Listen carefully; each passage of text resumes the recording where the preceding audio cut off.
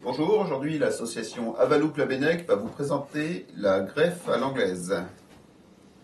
Donc pour pratiquer une greffe à l'anglaise, nous avons besoin du matériel suivant: de l'alcool et des cotons ou chiffons pour désinfecter les outils, une pierre à aiguiser pour aiguiser les outils, de la flexibande pour attacher ensuite les greffons au porte-greffe, un greffoir, un sécateur, un porte-greffe, ici un M106, des greffons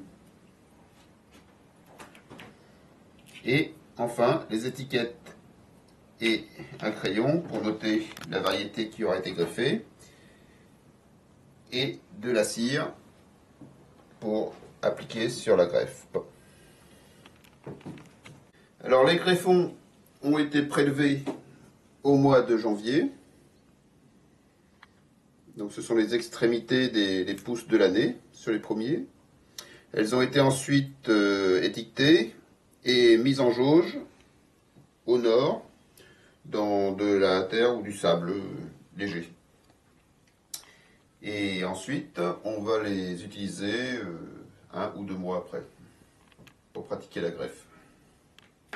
Bon, nous allons commencer par désinfecter les outils. Cela est très important car un outil non nettoyé peut transmettre des maladies ou des champignons à la greffe. Donc il est très important de bien désinfecter avec de l'alcool chaque outil. Donc nous allons commencer par sectionner le porte-greffe à une hauteur de 20 à 30 cm au-dessus des racines. Nous choisissons ensuite un greffon qui est à peu près du même diamètre que le porte-greffe.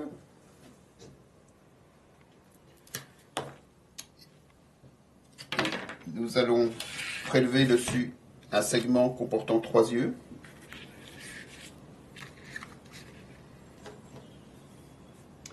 Puis nous pratiquons une coupe sur environ 2 cm sur le porte-greffe.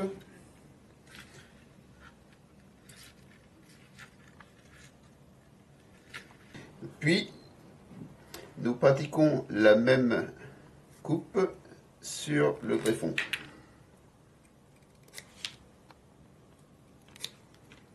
La coupe pratiquée sur le greffon se fait à la base opposée d'un œil.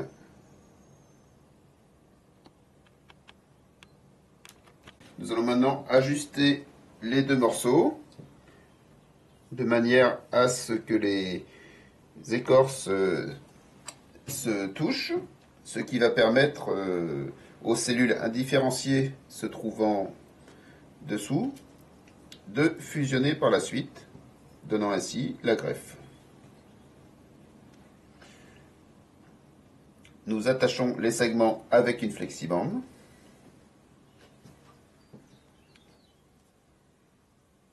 Cette flexibande se désagrégera par la suite.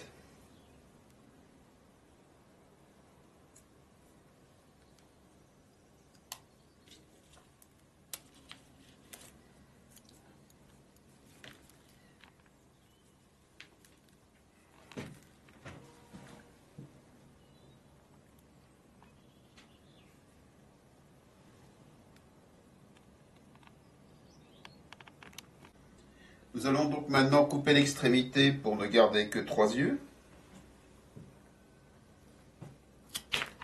Et nous allons appliquer la cire à l'extrémité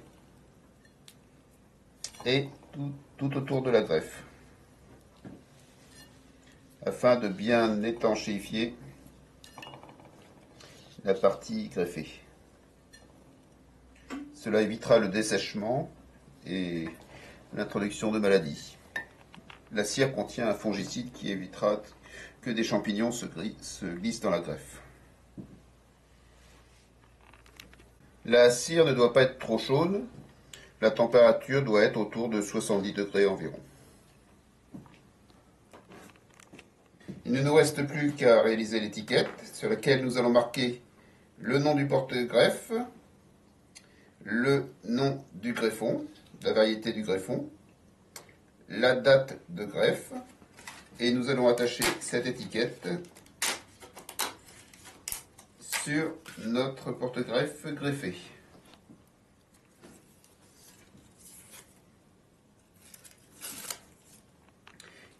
Il ne nous reste plus qu'à mettre en terre le porte-greffe. Nous allons maintenant vous présenter une variante de la greffe à l'anglaise, qui est la greffe à l'anglaise compliquée, qui permet de mieux fixer le greffon sur le porte-greffe.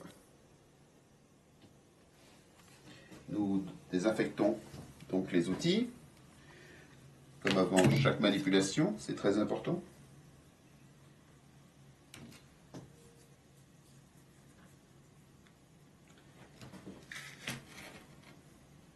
Puis nous allons sectionner le porte-greffe.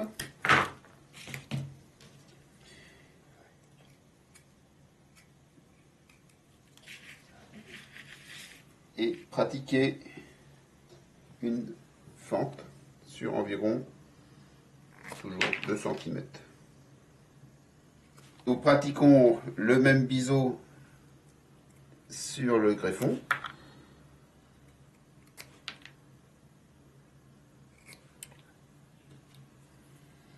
Donc maintenant la variante est de pratiquer une incision dans le tiers inférieur du biseau. Sur le porte-greffe, nous pratiquons une entaille sur le tiers supérieur du biseau.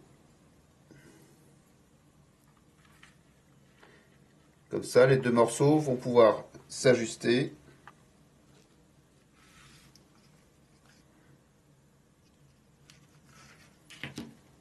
Et le greffon tiendra beaucoup mieux sur le porte-greffe. Il ne nous reste plus qu'à attacher la greffe avec une flexibande.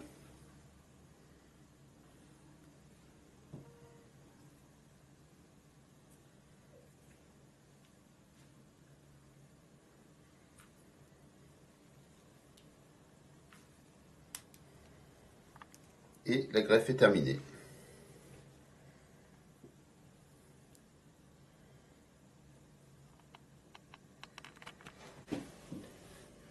Nous coupons l'extrémité du greffon de manière à ne conserver que 3 yeux.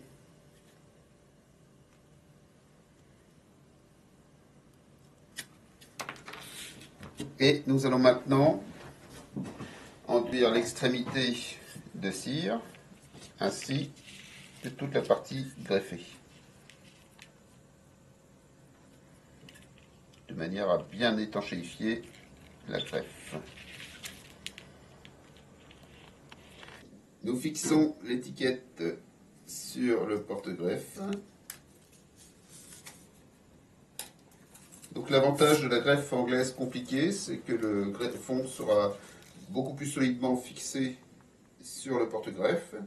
Il y aura donc moins de risque d'échec et une plus grande réussite de la greffe.